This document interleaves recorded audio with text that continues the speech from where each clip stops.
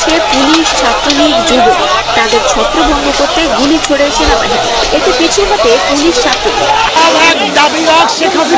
উত্তেজনায় দেখছেন সেনাবাহিনী রয়েছে মাঠে, পুলিশ রয়েছে মাঠে, সরকার পদত্যাগের এক দফা দাবিতে কিন্তু চরম। এখন আর কারো চাওয়া না চাওয়ার অপেক্ষায় নাই বাংলাদেশ। ইনশাল্লাহ পৃথিবীর ইতিহাসে বৃহত্তম জনসমাবেশ ঘটবে ঢাকায়। সেনাপ্রধানের যে বক্তব্য আপনারা সোশ্যাল মিডিয়াতে শুনেছেন, আমি ওই বক্তব্যটা শোনার পর থেকেই সেনাবাহিনীর যে পরিবর্তন, সেনাবাহিনী কি চাচ্ছে সেটার ব্যাপারে একটা মানে অ্যাজাম্পশন মাথার ভেতরে কাজ করছিল। ডক্টর ইউনূস আসবেন, আগামীকাল বাংলাদেশে আসবেন, আগামীকালকে উনি ওই কোর্টে যাবেন। আপনাকে ডক্টর ইউনূসকে দেশদ্রোহী বলা হয়েছে এবং একই সাথে ডক্টর ইউনূস বলেছেন যে দেশের মধ্যবর্তী নির্বাচন দরকার এবং উনি কাল। আসসালামু আলাইকুম রহমতুল্লাহি ওয়া বারাকাতুহু। প্রিয় দর্শক, সবাই কেমন আছেন? আশা করি অনেক অনেক ভালো আছেন। তো নতুন একটা ভিডিও নিয়ে আসলাম আপনাদের মাঝে। অবশ্যই ভিডিওটি পুরোটুকু দেখবেন, আর অবশ্যই নতুন চ্যানেলে যদি নতুন হয়ে থাকেন চ্যানেলটি সাবস্ক্রাইব করে বসে থাকবেন। এর নিরাপত্তা বেষ্টনী, সাথে চরম হটকারিতায় জনতার শান্তিপূর্ণ সমাবেশে সভ্যতার ইতিহাসে নৃশংসতম হত্যাকাণ্ড, অথবা 49 বছর আগে ঘটে যাওয়া পিতৃহত্যার প্রতিশোধে উন্মত্ত এক সাইকোপ্যাথের অগাস্ট পুনরাবৃত্তির আশঙ্কা। দেশের মানুষ আজ সারা রাত 2 হাত তুলে প্রার্থনা করুক যেন একটিবারের জন্যও তাদের এই আশঙ্কা অমূলক প্রমাণিত হয়। কাল সকাল যেন কোনো দুর্ঘটনার বার্তাবাহক না হয়ে শ্রাবণের ধারার মতো সবকিছু ধুয়ে কোটি কোটি কচি কণ্ঠকে বিজয় আনন্দে পাগল করে দেয়, বাড়িয়ে দেয় আত্মবিশ্বাস। আর প্রবীণের দল শ্লথ পায়ে সবার অজান্তে জনমহাসমুদ্র থেকে তার চিরচেনা ড্রয়িং রুমের সোফায় চা মুড়ির আয়েসে আধা শোয়া হয়ে কপালে চশমা তুলে স্মিত হাসির স্বস্তিতে হাত জোড়া মাথার পিছনে দিয়ে ভাবতে পারে এই জেনারেশন জেডের অমিত শক্তির ভান্ডার নিয়ে কি ভীষণ ভ্রান্তি ছিল তাদের। ওদের হাতে বাংলাদেশ যে কোনো সময়ের চাইতে নিরাপদ। কি অসাধারণ অবলীলায় ওরা বলে পেছনে পুলিশ, সামনে স্বাধীনতা। এখন আর পিছনে যাওয়ার রাস্তাই নেই, পিছনে পুলিশ আর সামনে স্বাধীনতা। দর্শনের ভারী ভারী বইয়ের সক্রেটিস আর প্লেটোরা ম্লান হয়ে যায় ওই কিশোরীর সাবলীল দর্শনবোধের সামনে। লং মার্চ টু ঢাকা সর্বস্তরের জনগণের সর্বাত্মক অংশগ্রহণ নিশ্চিত করতে হবে। হালকা খাবার পানি, 2-1টা জামা কাপড়, ছোট ছাতা, অতি প্রয়োজনীয় জিনিস সহ ছোট পিঠের ব্যাগ, যে কোনো যানবাহনে প্রয়োজনে পায়ে হেঁটে, যে কোনো নেতৃত্ব বা নির্দেশনার অপেক্ষা না করে ঢাকার পথে রওনা হন দলে দলে, কাতারে কাতারে, লাখে লাখে, কোটিতে কোটিতে। পরিবহন মালিকদের প্রতি আহ্বান, লং মার্চ টু ঢাকা অংশগ্রহণের জন্য ছাত্র জনতাকে স্বতঃস্ফূর্তভাবে আপনার বাস, ট্রাক, সিএনজি, অটো ব্যবহারের জন্য দিয়ে দিন। প্রয়োজনে শ্রমিক ভাইরা বাস, ট্রাক নিয়ে এগিয়ে আসুন। এবারের মুক্তিযুদ্ধের গর্বিত মুক্তিযোদ্ধা হওয়ার সুযোগ নিন। যদি কোথাও কোনো বাধা পান, বাধা অতিক্রম করার চেষ্টা করবেন, না পারলে ওখানেই বসে পড়বেন। ঢাকায় আমাদের বিপ্লবীরা ঢুকে গেলে ঢাকার প্রবেশ মুখ বন্ধ করে দেবেন। আশেপাশের গ্রাম থেকে হাজারে হাজারে মানুষ এসে বসে পড়বেন রাস্তার উপরে, যতদিন পর্যন্ত না হাসিনার পতন হয়। কারণ হাসিনা বাঁচার শেষ চেষ্টা করার জন্য ঢাকার বাইরে থেকে রিইনফোর্সমেন্ট যেন আনতে না পারে। ঢাকায় প্রথমেই দখল করে নেবেন ফ্যাসিবাদের দোসর 71 টিভি আর সময় টিভি। ওখান থেকে সম্প্রচার শুরু করবেন স্বাধীন বাংলাদেশের কর্মসূচি। এরপরে অভিযান চালাবেন গণভবন উদ্ধারের, জনগণের ভবন উদ্ধারের। আমরা আর এক সাগর রক্ত পেরিয়ে ফ্যাসিস্ট দানব হাসিনার হাত থেকে বাংলাদেশকে স্বাধীন করব ইনশাল্লাহ। স্বাধীন দেশে দেখা হবে। আপনাদের সাথে সৃষ্টিকর্তা আপনাদের বিজয়ী হওয়ার তৌফিক দিন, আপনাদের উপরে রহমত বর্ষণ করুন। আমি ওই বক্তব্যটা শোনার পর থেকেই সেনাবাহিনীর যে পরিবর্তন, সেনাবাহিনী কি চাচ্ছে সেটার ব্যাপারে একটা মানে অ্যাজাম্পশন মাথার ভেতরে কাজ করছিল। গত এই 15 বছরে যদি আপনি হিসাব করেন, সেই আজিজ থেকে শুরু করে এর আগেও যারা যারা ছিল সবার বক্তব্য, ইভেন এই এখন ওয়াকার যে আছে তার আগের শফিউদ্দিন, এরাও কিন্তু কথা বলার আগে সরকারকে আমরা স্বাধীনতার পক্ষে আছি, আমরা দেশের স্বাধীনতার জন্য এই করব, তারপরে আমরা সরকারের পরিচালনায় আমরা সব ধরনের সেবা দিতে, শেখ হাসিনার এই ছায়াটা যা আছে এগুলি ধুয়ে দেওয়ার জন্য প্রস্তুত দিব, এই টাইপের কথাবার্তা বলতো। কালকে সে প্রথম বলল যে আমরা জনগণের সাথে, জনগণের প্রয়োজনে আমরা জনগণের পাশে থাকব। তো এটার পরেই আমি মানে বুঝতে পারছিলাম যে আসলে শেখ হাসিনার কোর্টে বলটা এখন আর নাই, এবং সেটাই কিন্তু শেষ পর্যন্ত হলো। আপনি আজকে যদি দুইটা ঘটনা দেখেন, এই দুই ঘটনাতে আপনার যেভাবে মানে সেনাবাহিনী যেভাবে পুলিশের বিরুদ্ধে গিয়ে, পুলিশ এবং ছাত্রলীগ, যুবলীগ, সন্ত্রাসীরা যেই পাশে, সে তার অপোজিট সাইডে থেকে তারপরে জনগণের এই দিক থেকে তারা ওই দিকে গুলি ছুটছে। এটা যদি উপরের দিকে করছিল, কিন্তু এই দৃশ্য তো আমরা গত 15 বছরে পাইনি।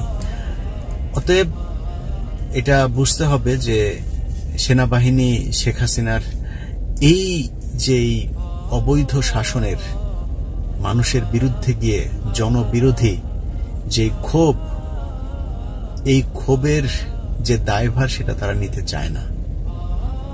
এ কারণেই আমার বিশ্বাস যে, এবং সেনাবাহিনী যে শুধু মানে ইমোশনালি যে কোন দিকে যাবে, কোন দিকে যাচ্ছে আসলে জনগণ চাচ্ছে না এরকম না, তাদের কাছে গোয়েন্দা রিপোর্টও নিশ্চয়ই আছে। আর তারপরে শেখ হাসিনা যেটা বলেছে, আমি কিছু বলছি না, শেখ হাসিনা যেটা বলেছে আমি সেটাই বলি, এবং তার অনেক মন্ত্রীও এই কথা বলেছে। এই আন্দোলনের পেছনে আমেরিকা তাদেরকে ইন্ধন দিচ্ছে, তা আরো ভালো। আমেরিকা না ইসরায়েল ইন্ধন দিলেও সমস্যা নেই। দুনিয়ায় আপনার ওই যে রাসূল সাল্লাল্লাহু আলাইহি সাল্লামের মা আমিনা যখন কিনা ছোট ছিলেন, তখন উনি খেলা করতেন, ছোট বাচ্চা, ছোট ওই সময় খেলা করতেন, পাশের থেকে অদৃশ্য কেউ একজন সালাম দিত। তো এটা ফেরেশতারা সালাম দিতেন ওনাকে। উনি তো বুঝতেন না, উনি গিয়ে ওনার বাবার কাছে গিয়ে বলতেন যে আমাকে কে যেন, আমি খেলছিলাম, আমাকে পাশ থেকে শুধু বারবার সালাম দেয়। তখন সে বুঝতে পেরেছিল যে একটা মানে এরকম কোনো কিছু একটা হবে, খুব পবিত্র কোনো একটা কিছু তার গর্ভে আসবে বা এরকম কিছু একটা। তখন তাকে বলেছিল তুমি এই কথা পৃথিবীর কাউকে বলবা না। যাই হোক, তো এই যে রাসূল সাল্লাল্লাহু আলাইহি সাল্লাম আসবে সেটার আপনার খবরটা আগে থেকেই ফেরেশতারা আমিনাকে দিয়েছিলেন। শেখ হাসিনা জন্মের আগে ওর মারে মনে হয় শয়তান এসে তারপরে দিত। শয়তান মানে ওর মারে বলতো যে বুড়ি তোর এর মধ্যে একটা ঢুকাইতেছে, এর মধ্যে জাউরা একটা ঢুকাইতেছে, এই জাউরা দুনিয়ার মধ্যে আমার চাইতে ও জাউরামি করবে। বিশ্বাস করেন, মানে রাগ করে, ক্ষোভ করে, কোনো করে না, মানে ইমোশনাল হয়ে কথা বলছি না, আমার বিশ্বাস দুনিয়ার ভেতরে যদি 100টা জাউরা এই পর্যন্ত সর্বোচ্চ জাউরা যেগুলি জাহান্নামের একদম সামনে থাকবে না, আমার বিশ্বাস যে 100টার মধ্যে ও একটা পড়বে। ফেরাউন টেরাউন টাইপের, এই টাইপের 100র মধ্যে ও একজন। আমি এর চাইতে জাউরা আর দুনিয়ার মধ্যে দেখি না, এটার চাইতে জাউরা এই মুহূর্তের দুনিয়ার ভেতরে নাই। আপনি কল্পনা করতে পারেন একটা মানুষ কত বড় অসভ্য, কত মানে নরপিশাচ, কত রক্ত চোষা হইলে লাশগুলো নিয়ে কি করলো দেখেন আপনি। কয়দিন ধরা মানুষ মারা গিয়েছে, সেখানে সে ইডেন কলেজে গিয়া, ইডেন কলেজের আহারে ওই মহিলাদের সাথে সে কি অবস্থা, ওরা এসে করছে, কান্নাকাটি করছে। সে ওইখানে গিয়া বলছে আমার নেতৃত্ব, আমার ছাত্রলীগের নেতৃত্বদেরকে হলে থাকতে দিচ্ছে না, বেঁধে রেখেছিল এই সেই। ওরা তো এই ছাত্রীদেরকে আজকে ধরে এই যন্ত্রণা দিচ্ছে না, তো এমনিতেই তো এই এরা পাগল হয় নাই। পাগল হওয়ার তো পিছনে কারণ আছে। বাচ্চাগুলো মারা গিয়েছে সেখানে। এই যে গাজীপুরের জাহাঙ্গীর, এখন যতটুকু শুনছি যে জাহাঙ্গীরকে শেখ হাসিনা নিজে মারতে চেয়েছে, সেইটা করে সে কি নাটক, সে জাহাঙ্গীরকে নাকি বাঁচাতে।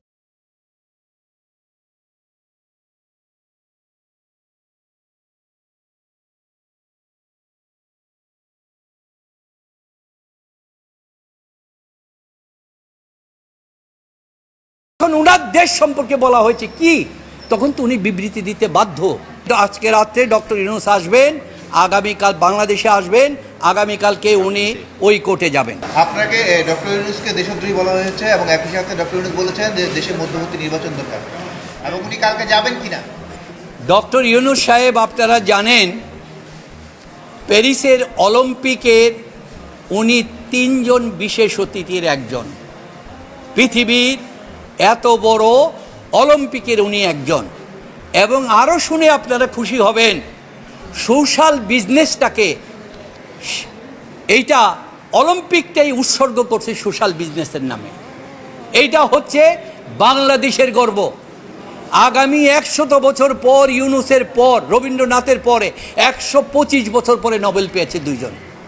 ডক্টর ইউনূসের পরে নোবেল পেয়ে সারা পৃথিবীর সমস্ত নোবেল এবং সারা পৃথিবীর রাষ্ট্রনায়ক, সমস্ত জনগণের নেতা বাংলাদেশের একজন হতে পারবে, এই আশা হয়তো আমরা করতে পারি না। আর এই ব্যক্তিকে বলা হয়েছে যে আপনি রাষ্ট্রদ্রোহী করেছেন।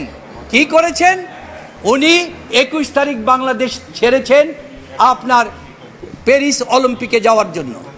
সেইখানে প্যারিস অলিম্পিকে যাওয়ার পথে উনি বাংলাদেশের এই ঘটনা দেখেছেন। এই ঘটনা দেখার পরে বাংলাদেশের কয়েকটি টিভি সব সময় ডক্টর ইউনূসের বিরুদ্ধে অভিযোগ করেছেন, যেমন 71, সময়, ডিবিসি, এবং এই টিভিগুলি বলেছেন আপনি তো দেশের পক্ষে কথা বলেন না, আপনি বিদেশের পক্ষে কথা বলেন। তিনি নিজের চোখে দেখে গিয়েছেন, উনি জাতিসংঘের মহাসচিবের একজন, অন্যতম 7 জনের একজন উপদেষ্টা। ওনাকে যখন ওনার দেশ সম্পর্কে বলা হয়েছে কি, তখন তো উনি বিবৃতি দিতে বাধ্য। সেই বিবৃতিটা তো উনি জাতিসংঘের মহাসচিবের উপদেষ্টা হিসাবে তা তো বলতে পারে না। নির্বিচারে এই যে ছাত্রদেরকে হত্যা করা হয়েছে, গুলি করা হচ্ছে, জনগণকে গুলি করা হচ্ছে, এবং 32 জন শিশুকে গুলি করে হত্যা করা হয়েছে, উনি এই জিনিসটা তুলে ধরেছেন। এবং উনি এটা তুলে ধরে বলেছেন এই জিনিসটা হয়েছে কেন?